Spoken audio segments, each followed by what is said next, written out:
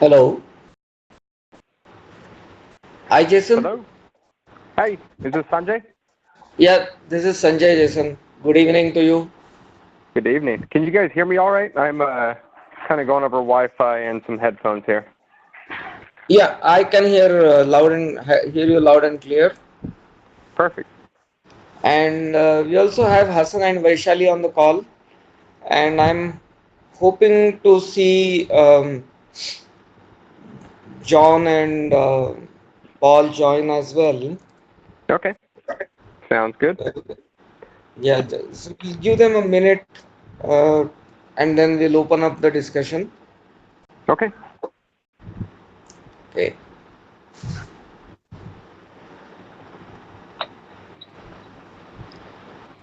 Hi Sanjay, can you hear us? Yeah, Vaishali, I can hear you nicely. Hassan, do you Hi wanna? Sanjay, good morning. Morning, Hassan. Morning, Vaishali. Happy morning. Um, Thank you so much for joining us, Jason, and for your time. We look forward to this conversation. Yeah, not a problem.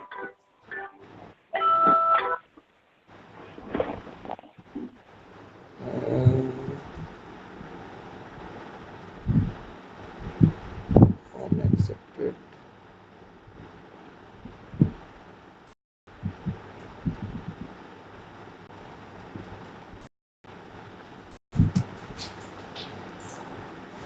Okay, Paul is joining in.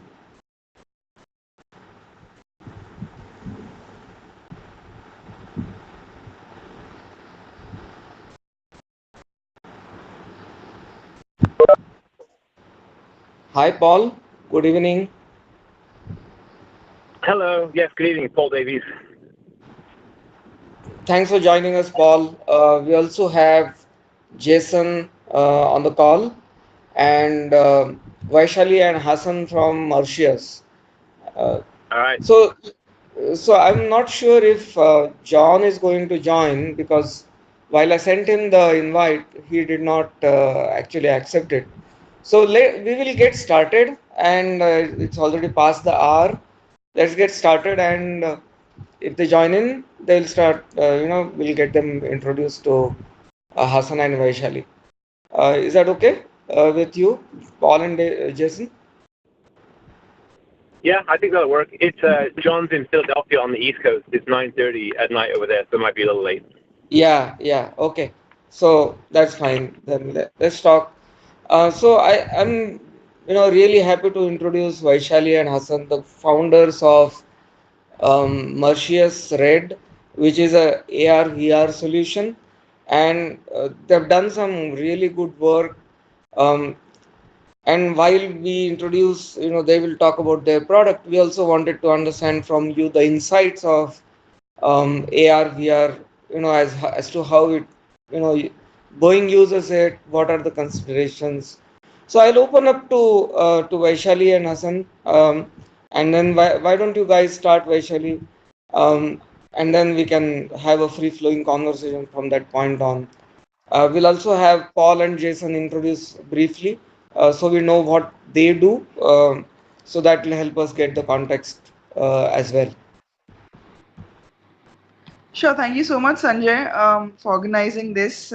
Thank you for joining, Paul. We really appreciate your time. I'm Vaishali, and Hi Paul, this is Hassan. yeah, and we're both from this company called Mercius. So we'll just give you a quick, intro to what we're doing. Are we audible? Like, as in, can you hear us clearly? Yeah, sounds Yeah. fine. Yes. Yep. Okay, brilliant. So we have been working with AR/VR for the last few years here in India. We've been, trying to do services around it, finding industrial use cases. We've kind of stayed away from entertainment and gaming, and we've tried to find, where augmented and virtual reality can solve business, problems. And what's happened in the process is that, we started working on this software which we're calling RED currently. So RED is essentially a PowerPoint for extended reality. Extended reality we're defining as the umbrella term for mixed, augmented, and virtual reality. So what RED does is a non-coder can import 3D data, which could be in the form of CAD files, step files, OBJ, FBX, whatever it may be, and export it as an AR, VR, MR experience across a host of devices. And while in our software, there are inbuilt modules that can be used to manipulate that data and create a collaborative scenario, for instance, remote learning, all of that. Um, where we are seeing use cases at the moment are in training and prototyping. So training as in where it could be predefined, recorded, or it could be live where an expert is going through the entire process and there's someone on the other end or a bunch of people getting that training. Or in the case of prototyping where you can input 3D models, to scale, and then see how they kind of go together in a system or with the real world. So that's essentially where we are assuming are the maximum use cases. But we'd love to be able to hear from both of you with everything you've done. In around AR VR. I mean, with Paul, for instance, in 2015 we were also at AWE. You spoke there, and we were actually demoing. We'd come down from India, and we were showing what we were doing in AR VR. But that time we were doing something very different. So it's interesting that that happened. And in fact, when we pitched for the Boeing Horizon X program, we actually referenced one of your findings around AR VR use case in your assembly line and how it improved training as a data point to prove our case. So it's interesting that we're really happy that we're able to get your time today. And Jason, we've heard a lot about how you were instrumental in starting the entire Boeing process with upskill. So we'd love to be able to hear from both of you in terms of. I mean, we have a bunch of questions, so we'll go into that once. Once maybe, like Sanjay said, we could do the intros from you and then go into our questions, if that's okay. Yeah, sounds good.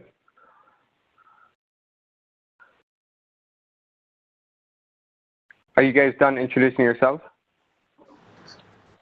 Yeah, that's all we have to say. Okay, sorry.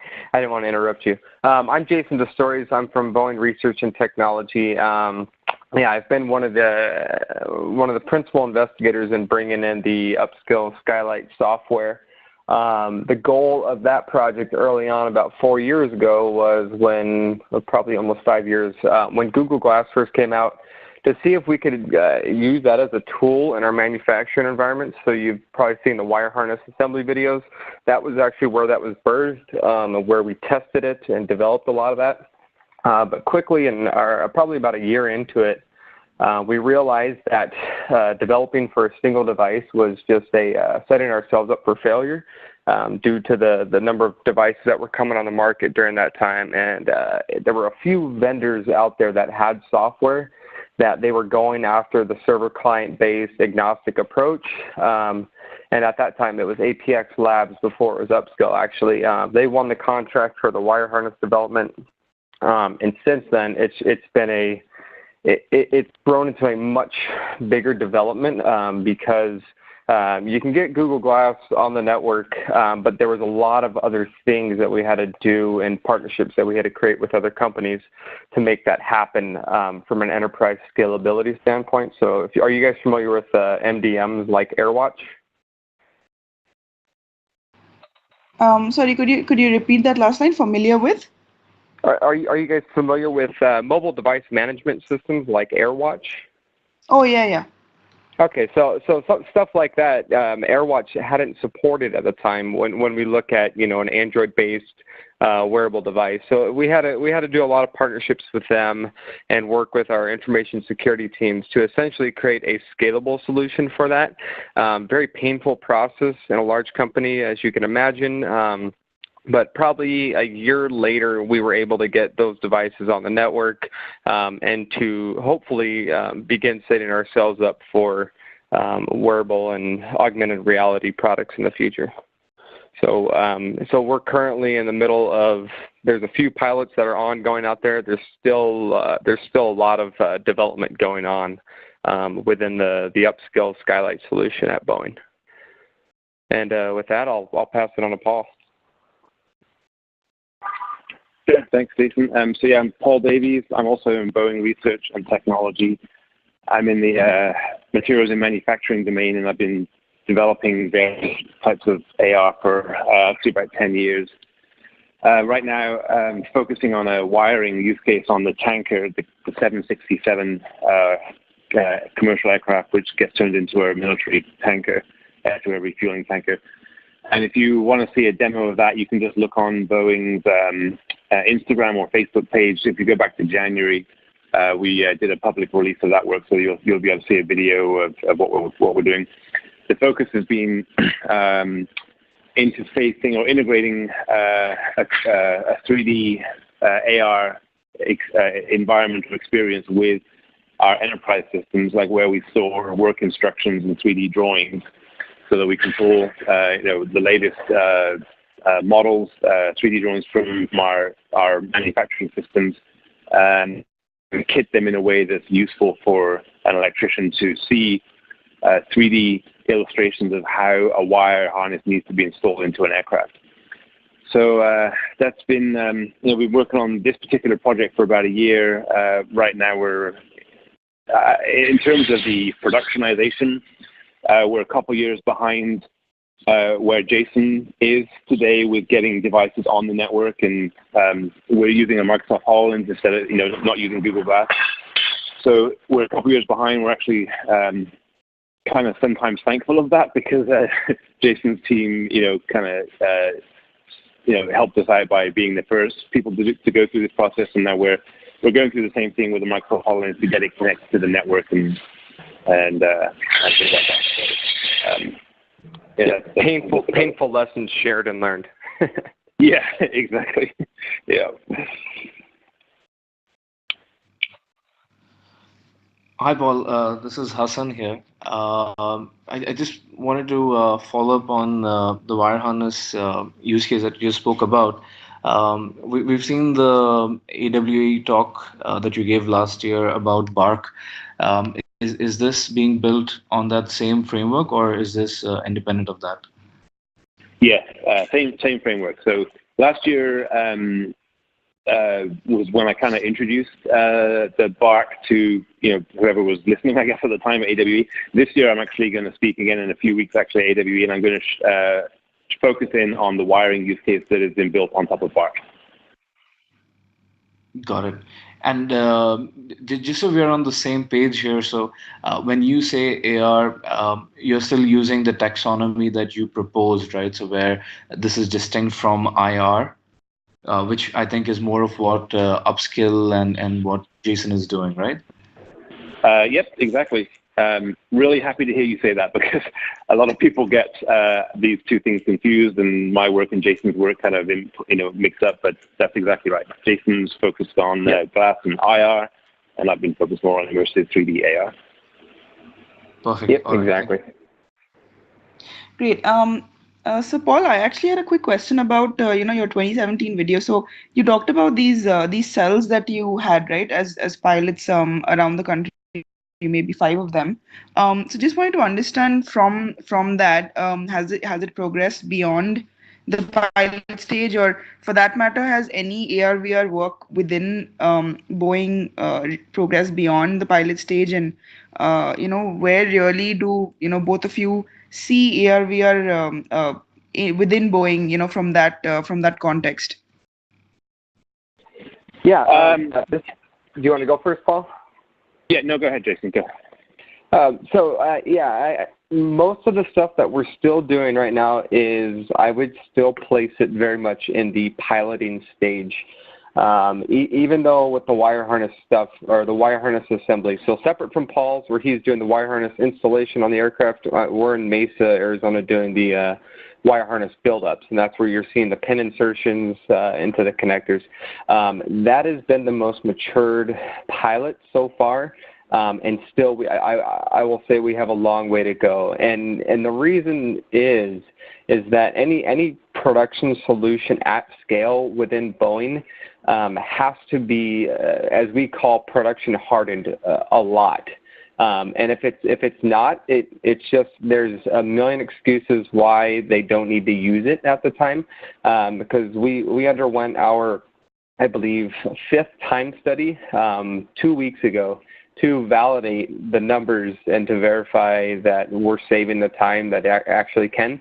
And again, we proved it again, but the shop can't just mandate everybody has to use it. There's too many there's too many potholes in this road, I will say. You know, in terms of the software solutions, we need a more robust software solution. The hardware itself just is not a robust platform to build off of. So we're still in a piloting stage where I see AR, VR in the future, in like the 2 to 5 year mark. I see it being more common and usable, but it looks very much like when our group brought tablets onto our shop floor about 10 years ago. Similar pushback, similar hardware, software issues. But now today, you know, everybody wants tablets on the floor. And so it's just planting seeds for tomorrow. But yes, we're still in the piloting phase, as I would say. Yeah, I don't have a whole lot to add to that. I think that pretty much sums it up. I mean, yeah, all the work that I've done, including the tanker project, is still a pilot, proof of concept, whatever you want to call it. The program calls it a shop aid, so it's not controlled or maintained by IT at the moment. It's not in production. They can use it, and they do use it as a shop aid. You know, I think half the reason they're using it is to get the electricians and the mechanics more adept to this kind of technology that will be coming. The other half is obviously to save time on the jobs they're doing. But yeah, it's still very much a pilot. Great, thank you for that insight. So both of you mentioned that you know, the hardware isn't robust and nor is the software. Can you talk a little bit more about the software you're referring to, as in what are some of the ones that you've tried? And I mean, we know that Unity is part of it. You know, so can you shed a little more light on that? Sure. Paul, do you want to give him more of a AR answer to that? Go for it. Oh, no, sorry. I can only speak for, this is Jason, only speak for really the Skylight, AirWatch, and Google Glass aspect.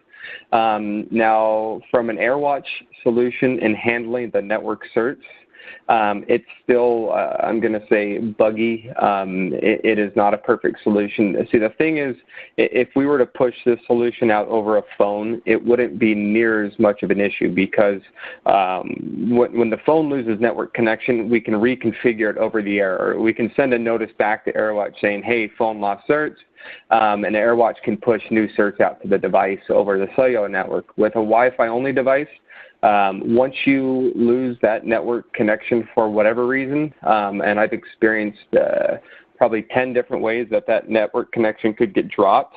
Once you're off the network and the cert gets lost, you essentially have to physically reprovision that device by running AirWatch scripts to it.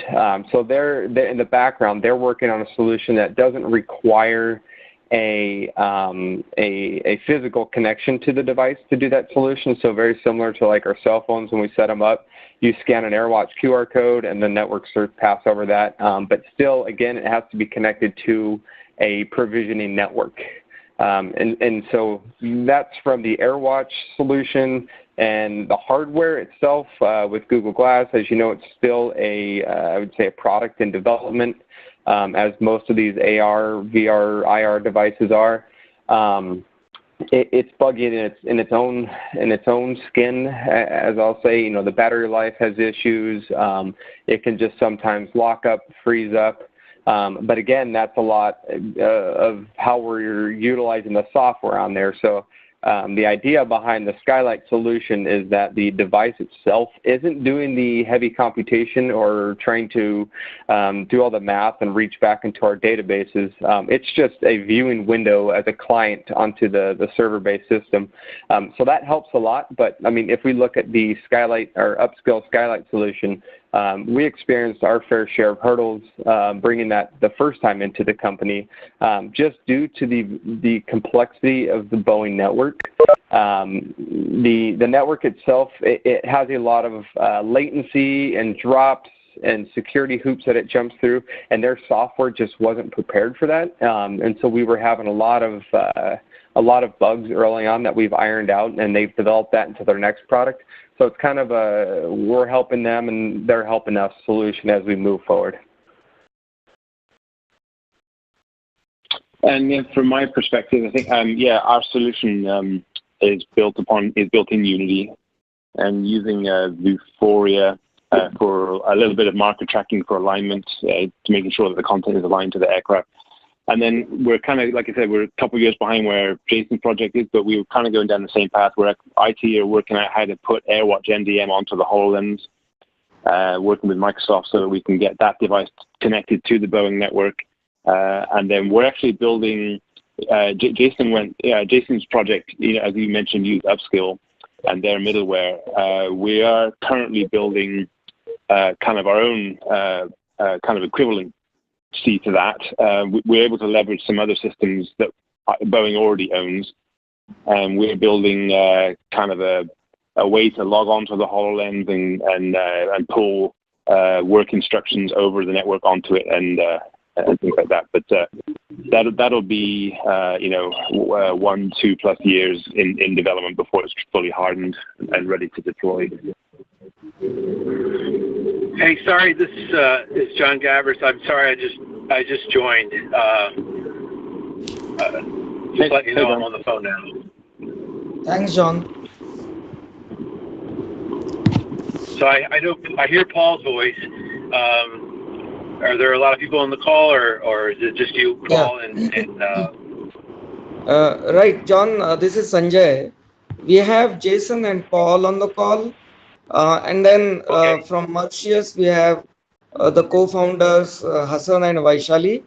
And, at present, the Hassan and Vaishali been kind of having a free-flowing conversation with Paul and Jason, talking about their experiences in the area of AR and VR. What I would suggest is if you can just quickly introduce yourself in a minute. You can basically, subsequently join the conversation, and we'll come to you with questions, as you go. Okay, sure. Did you want me to introduce myself now? I'm sorry. Is that what you said? Yeah, I said, yeah, introduce. Okay. If you can just introduce. Sure. My name is John Gavers. I'm with Boeing in Philadelphia, and part of the team that we have is called Extended Reality. We did a lot of work in virtual reality for 4 or 5 years, and then we started getting more involved with augmented reality. And we're all, Paul and Jason, I think we all work in a pretty tight community within the Boeing company. For augmented reality, we're using it for a lot of production programs across the Boeing company. I'm sure Paul's mentioned a little bit about wiring. We're doing some wiring and fasteners and even some smart tool integration. Great. Thanks, John. So Sure. Vaishali, Hassan, continue the discussion. You can even, throw some of your questions to John as well, so that you get a really broad view of how, XR is getting used at Boeing and what their plans are, understand that as well. Great. Thank you so much, Sanjay. Thank you, John, for joining us. We know it's really late your time, so we really appreciate this. Thank you. I'm Vaishali, Sure. and my our company co-founder Hassan's here too. Hi, John. Good evening. So John, we Good were just evening. asking Paul and Jason about so Boeing is doing a lot of work in AR VR. We're actually very happy you use the term extended reality because that's what we've been using. They were telling us a little bit about where what they're doing is at in the company, and a lot of it is still in the pilot stage. We'd love to hear your views on the same in terms of where you're really seeing AR VR in the company right now, where you see it going forward, and then maybe we can follow up with where all of you are seeing the importance of AR VR in the next several years, not just within Boeing but also in the aviation industry in general. Okay, I'm sure the stories that I'm going to tell you are probably the same as Paul and Jason. I think augmented reality is going to be a significant part of our production programs as we move forward. I'm not sure if everyone's going to have an augmented reality, say, headset on, but I think it'll be very popular on the production lines. And I also see it as part of maintenance and repair as we look at Army depots and other facilities that do those types of efforts or activities. Probably a quick overview of where I'm thinking the technology is going. It's not going away. If anything, it's going to get more popular. The two headsets that I think have got a lot of attraction within the company are Google Glass and HoloLens. But I know that's just today, and Paul is probably the best person to talk about what's coming next. He's definitely on the front line with different companies about what headsets are coming out and emerging. But we're definitely aware that HoloLens is today, and there might be a much better solution in a year's time. So we're trying to make our deployments platform agnostic. So we're not tying everything to a particular headset. We want it to be able to be to work with any headset that comes out in the future. I hope that answered your question. Great, thank you so much. Paul, could you and Jason also share a little bit about where you're seeing AR VR within Boeing in the next several years, and again, maybe a little more about the aviation industry in general? Sure. I mean, I'll save some time by not repeating, John's what he said. I think he probably summed it up really well. Internally, I think we got the picture there. I think externally, in terms of like new technology, I think what we're going to see more of is what we need more of is higher quality tracking systems. And the HoloLens is kind of like, in my opinion, like the gold standard in terms of like smooth experiences and high quality markerless tracking, and the technology in that device is really kind of next generation. Is really good. So I think what we're going to see is, I think Microsoft are going to. I was talking about this with somebody earlier. I think Microsoft is going to separate the tracking ability that they've developed from the HoloLens. And I haven't heard this from anyone at Microsoft. This is just my intuition. And I think we'll see like tablets and other headsets that are licensing the tracking ability that the HoloLens or Microsoft own for the HoloLens. So that'll really open up a whole bunch of use cases, because today, if you don't want to use markers or you don't want to use expensive tracking systems and other, you're kind of limited to the HoloLens. For a smooth, slick, effective experience, kind of limited to a HoloLens for a wearable. I think when we can get that technology onto other platforms, I think it's going to open up a lot of other use cases where maybe a HoloLens doesn't make sense or it's not practical. But that's what I think we'll see over the next kind of year or two in the hardware side. And this is Jason. My opinion on that, again, kind of going on what John said, device agnostic, whatever the platform is that our systems can tie into these. But there will be some cultural adoption barriers that we will face initially over the first couple of years. But once AR, VR starts becoming more mainstream, I think, in people's homes, I do believe that it's going to be how we're going to be building aircraft and product in the future.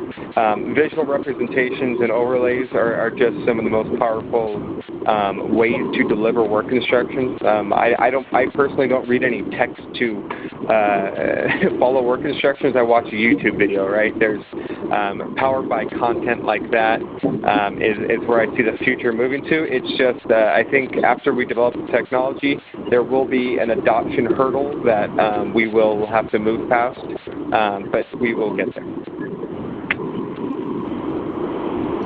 Hey guys, this is Hassan here. Thank you so much for sharing that insight, and I think we're very happy that we have similar thoughts about it ourselves. Hey, wait, one second.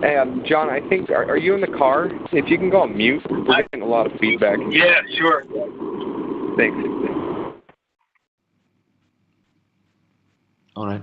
So, right. So I think we also see, very similar lines, along similar lines. But I think I'm a little interested in why you guys have not considered, or maybe if you have, but have not chosen other devices like the Windows mixed reality or the VR devices, basically wired ones. Is it a technical limitation you're seeing, or do you think the use cases don't justify it? So I know, for example, the Immersive Development Center in Philadelphia in St. Louis is using the Oculus for design reviews. So do you think, but on the other hand, Brian, the video that at EWTS, and Paul, you were on the stage with him, that was a design review using a HoloLens. So what was your consideration for picking the HoloLens for design review over a HTC Vive, for example, or a Windows mixed reality headset? I think, are you talking about the, I know the EWTS talk, is it where we had the 737 landing gear moving up and down, or was it something else? I forget. The other, the one for the International Space Station with the water cooler, for the design review. Oh, yeah. Yeah. Okay. So, yeah, I actually, for that one, I'm not all that familiar with it. That work was done by one of our developers in Houston, Connie, and I think I understand why you're asking the question. I would probably ask the same one. I can't answer it. I'm not sure why they use the HoloLens instead of a VR display for that. I guess I will just kind of maybe just mention, I have, in the speaking with all the people I've talked to around the industry, that a lot of people do prefer the AR experience, even though you're not, basically like the HoloLens, even though you're not spatially aligning the content with something, even if it's just on a conference room table or floating in space, just having the ability to see the people you're, talking to, or maybe, you're both looking at the same model and being able to see your environment and the tables. And so, people do like that. And when you put on a Vive or an Oculus or something, it obviously it's much more effective in, in transporting you to the virtual space, but it completely removes you from where you are. And so then you can't really walk around safely. You can't move too much. So I think there's maybe a component of that to it as well. Okay, thank you. And John, you also mentioned that you were working like for 4 years or so with VR, and then the focus kind of shifted towards AR VR. So I mean AR MR. So were your reasons similar? It's because you saw more adaptation to a mixed or augmented reality kind of situation as compared to completely blocking out the real world? Yeah, a lot of things that Paul said. When you're in a virtual environment, you're not really aware of your surroundings. And I think VR is really a great tool for training, because then it focuses you on the material that you're trying to learn. With augmented reality, you're never fully immersed. You can still engage in conversations with the folks around you. And people, I think, have a less tendency to get a little disoriented as well as when you're in an augmented environment. And another important thing to throw it down is like Boeing has a lot of interest right now in trying to reduce the cost of our aircraft. So reduce the cost of production is a main focus for us. and you really can't use VR out on the factory floor. It's great for training a mechanic before they get to the floor, but once you're on the floor, you really need to switch to a tablet or to an augmented reality headset. That's a great point. There's really no way we would deploy an immersive view in the factory. There's just too many hazards there.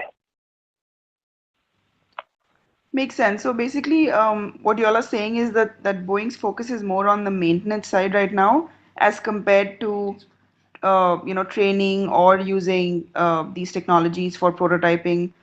Those aren't as important or useful from what you've seen. I wouldn't go that far. Sorry, I thought it. I wouldn't. This is Paul. I wouldn't go that far. I think we're such a big company. We have people in maintenance and people in training and people in manufacturing and support whose each one of those things is a top priority. My personal space is manufacturing, so for me, all my work is aimed in our own factories for building products cheaper and faster. But there's other folks in Boeing Global Services who their priority is on the maintenance and services side. So I think we have the whole spectrum pretty much covered. We have a lot of people working on this in this space now.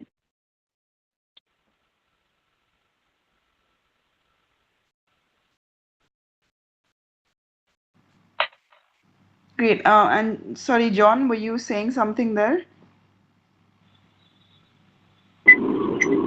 No, I agree with everything Paul just said. Ditto.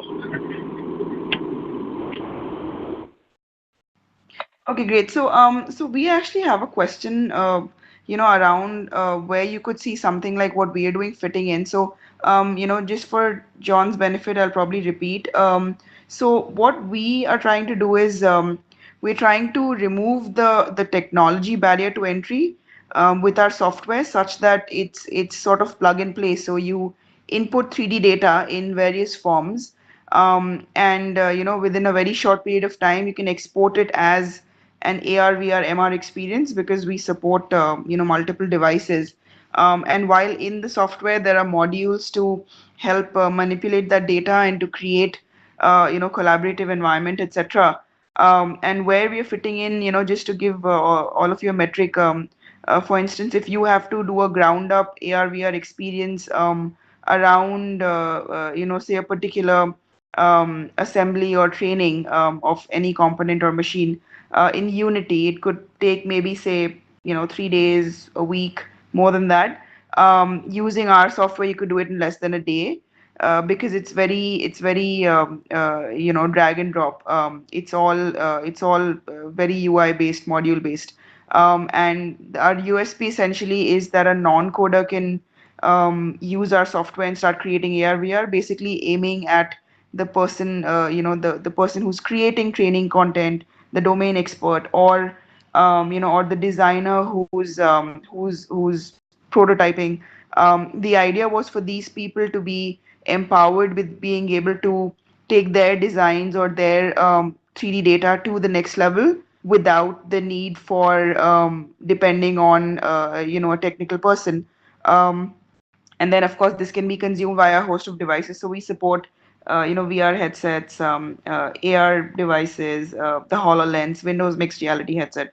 So do you see, and maybe we could just hear each of you on this. Do you see any use cases for this within Boeing, for instance? And if hypothetically, if there are any use cases, where would you see maximum value, across what vertical, so to speak? Would love to hear your thoughts on that.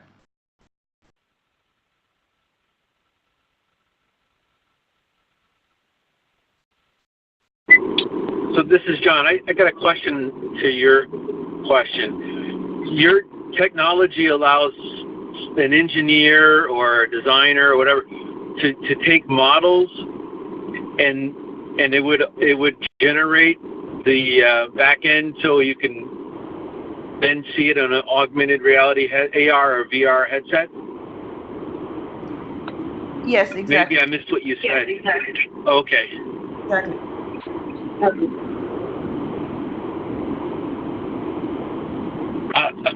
I'm just thinking off the top of my head here as I'm driving home. Maybe in prototyping environments where it's rapid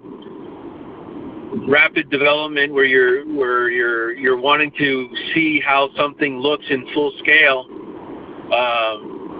There might be an opportunity where that would be a good tool to have in the toolbox for those people.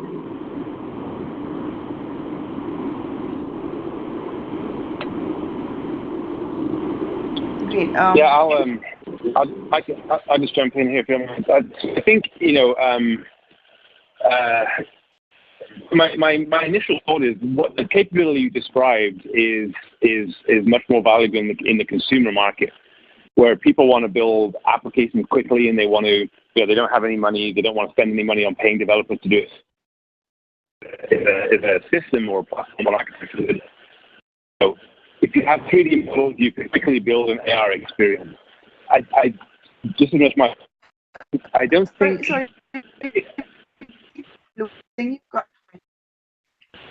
I'm sorry. Go ahead. I couldn't hear that. Hello. Oh, I'm sorry. I thought you were. I didn't get what you said. Your voice broke up.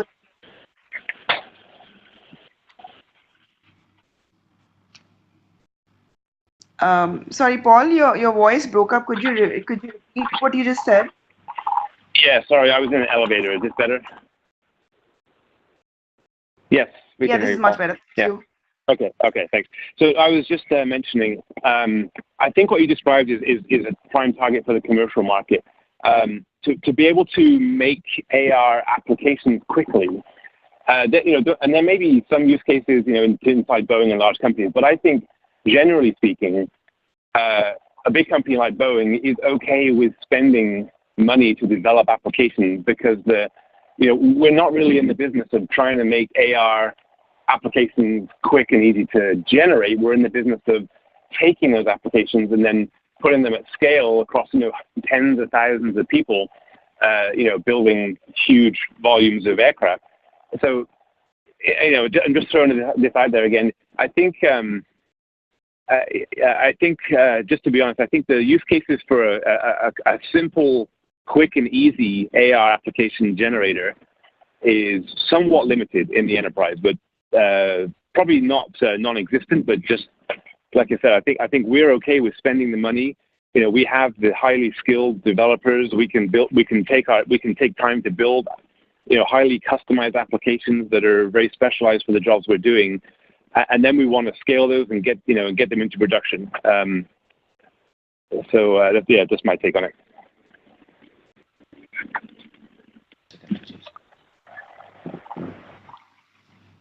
Great. Jason, would you have anything to add to what John and Paul said? No, I wouldn't be able to add much more to that. Precisely what Paul said, and John, is that in a prototyping environment, to quickly try stuff out and get it in front of end users so that your developers go down the right road when they do develop the application, I do see power in that.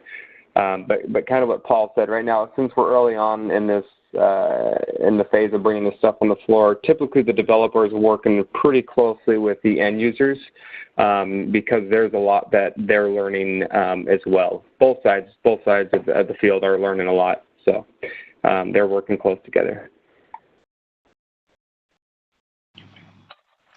Great, thank you so much. Actually, that's a very interesting insight. We hadn't looked at it that way. So there's another thing which which is part of our software, and I'm just wondering if that's also something of value in an enterprise situation. So this is basically a virtual conferencing module wherein multiple people can get into the environment together quickly. Again, no developer interface needed. And what we were thinking this could be used for is either knowledge transfer from an expert, remote assistance in that sense, where the actual machine or part is in front of the people involved, and they can kind of see what the other person is doing. They can see it from different points of view. They can communicate in that environment. Is that something that that could find use in any of the current use cases?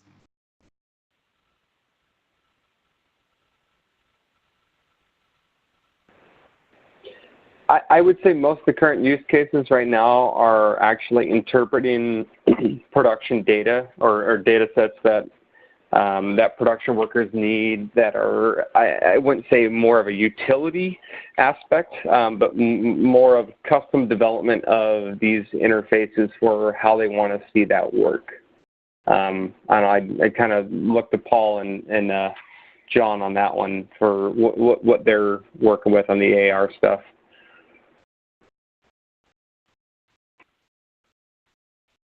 Yeah, in terms of the remote collaboration and bringing people together, I can definitely see a lot of value there, and I think our St. Louis IMDev team did some of that. Maybe John, I'm not sure if you know more details. I think maybe some to do with the Aslan Air Force Base. I'm not quite sure, but yeah, I think that's a solid use case. Bringing people together quickly with immersive communication styles rather than a telephone call. Yes, that's a definite winner. Would you be able to explain more detail when you talk about collaboration? What would a person see when they had is it an augmented reality or a virtual reality headset? Can you go a little bit more detail? Hi, John. This is Hassan. So the way that we've done this is we support multiple devices coming into the same virtual environment at the same time, and this is going to be over some assembly, for example, right? So an AR person is seeing the assembly augmented into the real world, and they're seeing the rest of the participants in an avatar form. And the VR participants are seeing everyone else again in avatar form, but they are in a completely immersive VR environment. Does that answer the question? So basically both. What you asked, so both are supported. It depends on the headset you're using. If you're actually logging in through a tablet, you would still see the avatars, and you would still see the simulated machine overlaid on the real world machine. But essentially, it just depends on the device you're logging in from. But the environment is created for everyone. Okay, yeah, that sounds pretty interesting. I would personally like to try that out if there was a way that we could test and see how that functions and how that looks, and I'd be interested in testing it out. Great. So is that like for training, or do you see use case for this in the maintenance aspect? Where is this really going to be a value add?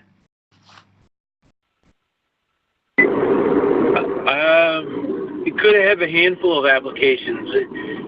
I guess it could be training. It could be maintenance operations or production. It all depends on how it looks and feels, and how much information is able to be conveyed to each user or person in this environment. I think it would have to be something that we test drive, and then we'd be able to determine how much applications it would have. Is there a way that we could test drive this, like set something up for me and Paul and Jason, where we could try something out? Yeah, absolutely. I mean, I'm sure Sanjay can help organize that. Sanjay, are you still on the call? Yeah, okay. Yeah. I'm here on the call. I'll definitely help set this up. All three of us have HoloLens headsets, so if that's possible, maybe we can connect something together, and you're included in this, and the four of us or five of us, we could all be connected and do a test.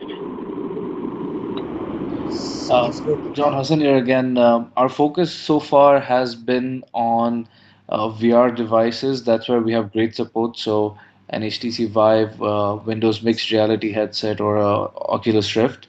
On the HoloLens, we do have basic support, but it wouldn't be as robust demo as these other devices, if that's possible. Okay, I have an HTC Vive, and Paul or Jason, do you guys have access to something like that?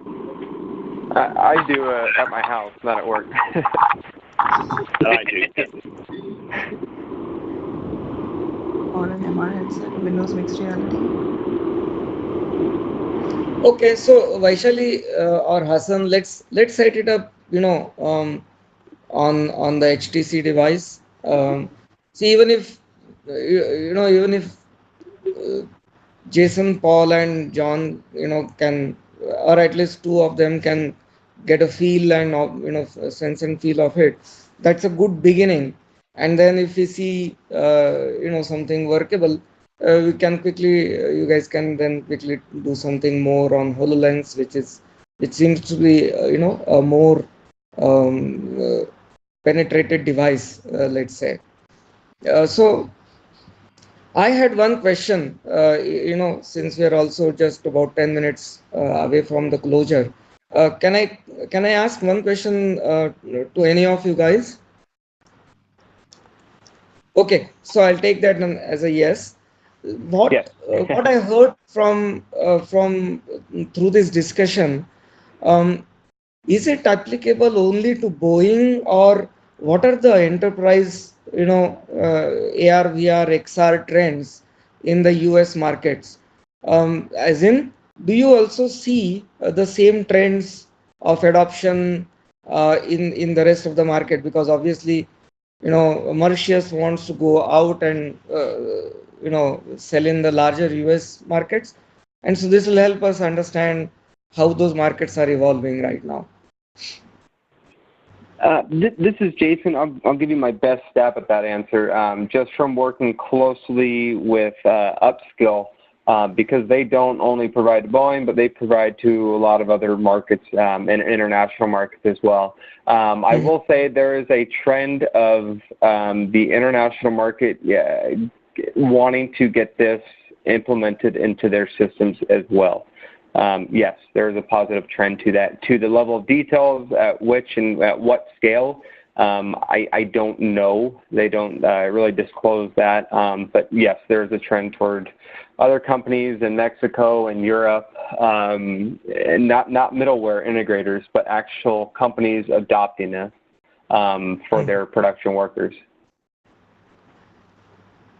And would the use cases be similar to what we discussed over this call? Yes, yeah, very similar to the use cases that we discussed in terms of production facing. Most of the use cases I'm seeing really gain traction are the ones that are supporting the production worker.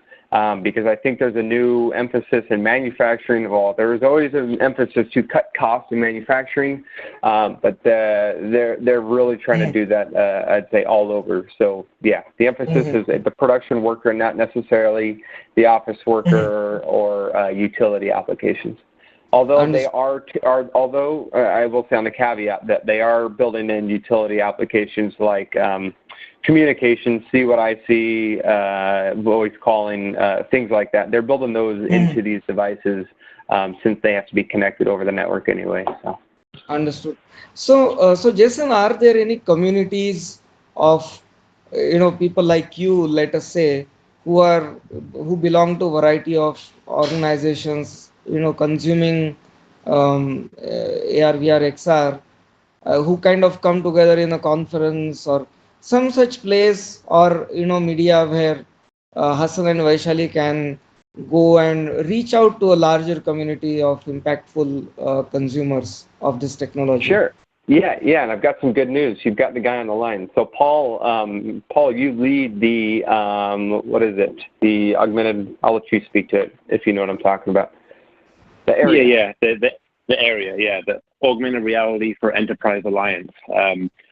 There, you can go to the website. It's the area.org, O-R-G, and it's basically a industrial consortium. We have I think over 40 members now, and Boeing is one of the founding members of this consortium, and I'm actually acting as I'm the current president this year. But you can go to the website, check it out. There's a lot of free resources, papers and videos and things to look at, schedules and conference suggestions. And then if you want to get more involved, there's some information on how to join on there as well.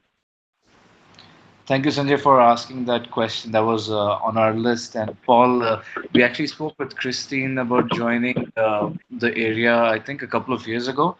But I think at the us to join, like, be the India partner, so to speak. But I believe, I mean, the reason that we couldn't was because the membership fee is a little high for us. Yeah, there's actually being a we've bootstrap, revamped. so we weren't able to. Yeah, we've actually revamped the membership structure fairly recently, trying to make it more accessible to small companies and universities and people who, so like that. So give it another look. And Christine is still part of the consortium. We have a new executive director now. His name's Mark, and I can introduce you to him by email. That'll be great. Thank you so much. So, while we're on the subject, oh, sorry, Hassan, you are not audible. Yeah. So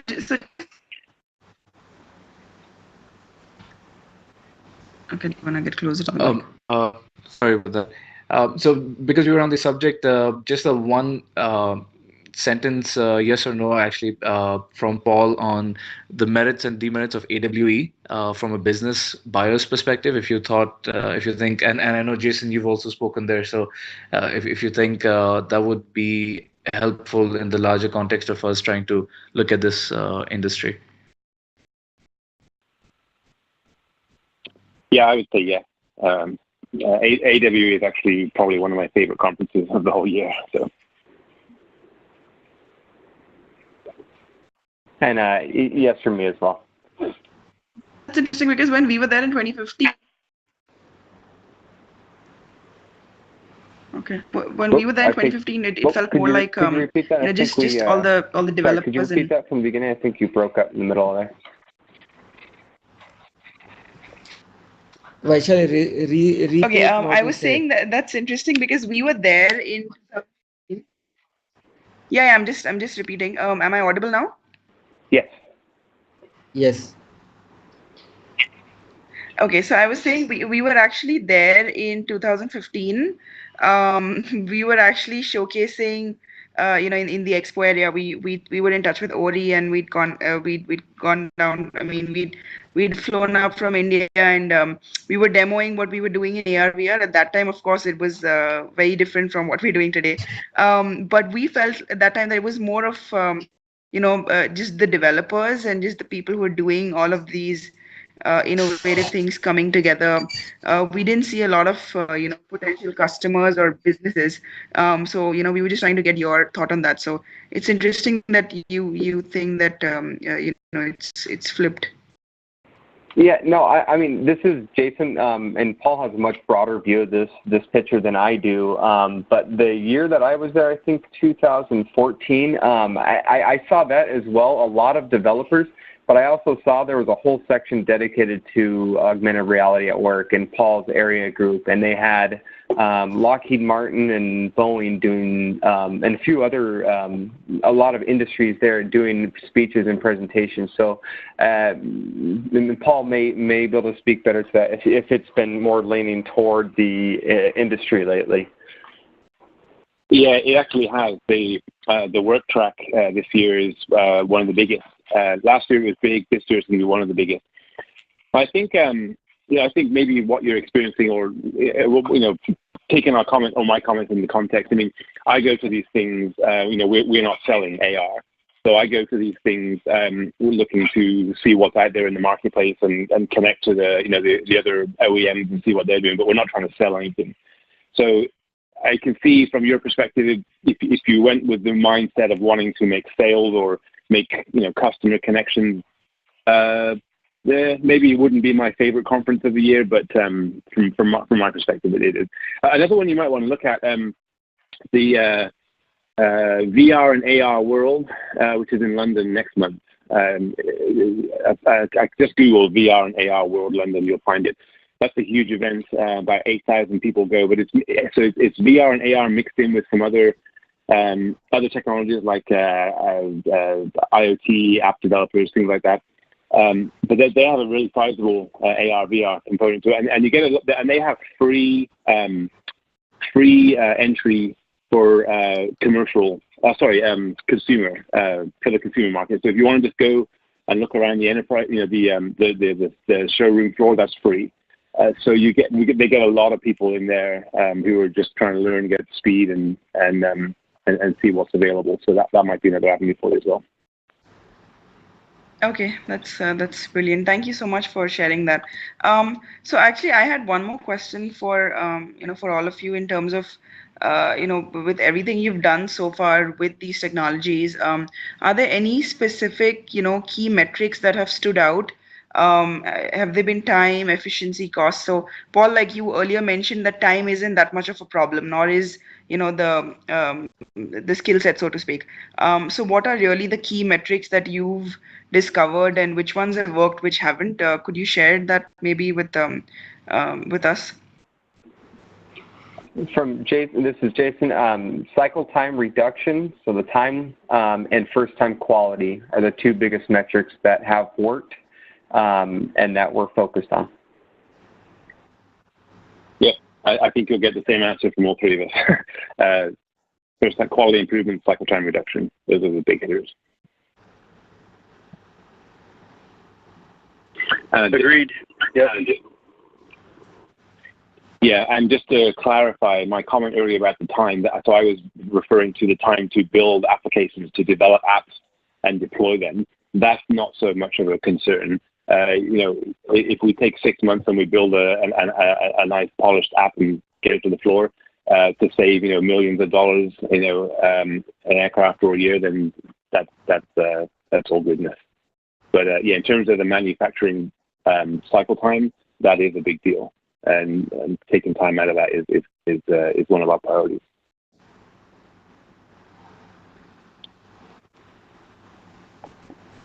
All right, Vaishali, Hassan, you have any other questions? Yeah.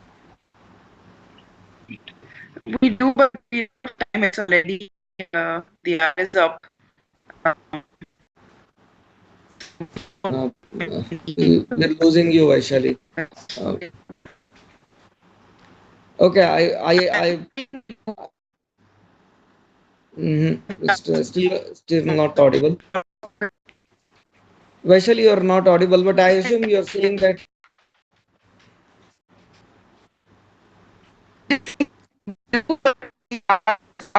Vaishali, we can't. Hassan? Sorry, we still can't hear you guys. So, Jason, Paul, and John, guys, thank you so much. I know that there will be Vaishali will have, or Hassan will have more questions, but it's also getting late. What we will do is we'll put up our questions in an email, share them with you. Maybe we can have an email exchange. But a more important thing, I'll work with Hassan and Vaishali to set up that demo as a next step. That also may help us get some time to have a conversation. I also have one or two questions about the effectiveness of these conferences from go-to-market perspective. But we'll discuss these over emails and in the follow-up conversation when we do the demo as well. So for now, we can close the call. I know it is pretty late for you guys over there, particularly on the Pacific side. Let's close this. Thank you so much, and look forward to a follow-up interaction very soon. Okay, sounds good. Thanks for the call, guys. All right. Thank you so much. You guys have a good day. Take care. Thank you. Bye. Bye.